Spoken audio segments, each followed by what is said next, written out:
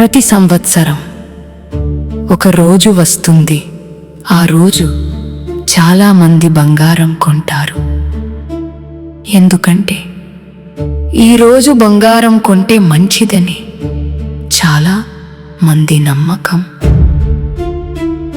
ఆ రోజు బంగారం కొంటే ఆ సంవత్సరం అంతా బాగుంటుందని ఒక నమ్మకం. కానీ ఒక చిన్న ప్రశ్న, బంగారం కొనడం వల్లే అదృష్టం వస్తుందా, లేక దాని వెనక ఇంకేదైనా గొప్ప రహస్యం ఉందా? ఈరోజు మనం తెలుసుకోబోతున్నాం అక్షయ తృతీయ యొక్క అసలు సత్యం.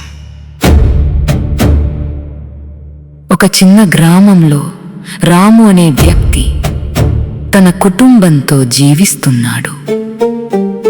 అక్షయ తృతీయ రోజు వచ్చింది. ఇంట్లో అందరూ సంతోషంగా ఉన్నారు. కానీ రాము మాత్రం ఆలోచనలో మునిగిపోయాడు. ఎందుకంటే అతనికి బంగారం కొనడానికి డబ్బు లేదు. బయట అందరూ బంగారం కొంటున్నారు. అతని మనసులో ఒక సందేహం మెదిలింది.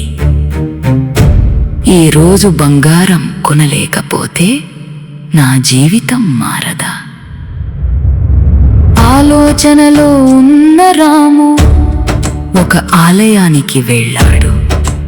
అక్కడ ఆలయ అర్చకుడు అతన్ని చూసి అడిగాడు, ఎందుకు బాధగా ఉన్నావు నాయనా? రాము తన మనసులో మాట చెప్పాడు, నాకు బంగారం కొనడానికి డబ్బు లేదు. ఈ రోజు వృథా అయిపోయినట్టుంది. ఆ అర్చకుడు నెమ్మదిగా నవ్వాడు, నువ్వు నిజంగా అక్షయ తృతీయ అర్థం తెలుసుకున్నావా?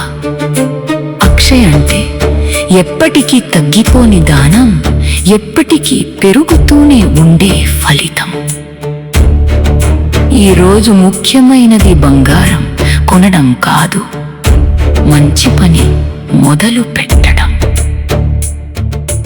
ఒకరికైనా సహాయం చేస్తే, ఒక మంచి నిర్ణయం తీసుకుంటే, ఒక కొత్త ప్రయాణం ప్రారంభిస్తే అది నీ జీవితంలో ఎప్పటికీ తగ్గకుండా పెరుగుతూనే ఉంటుంది. ఆ మాటలు విన్న రాము తన దగ్గర ఉన్న కొద్దిపాటి డబ్బుతో ఆకలితో ఉన్న ఒక వ్యక్తికి భోజనం పెట్టాడు. ఆ రోజు అతను బంగారం కొనలేదు, కానీ ఒక అక్షయమైన పనిని ప్రారంభించాడు. అక్షయ తృతీయ బంగారం గురించి కాదు, మన జీవితం మారే ఒక శుభమైన రోజు గురించి. ఈరోజు నువ్వు ఏమి ప్రారంభిస్తావు?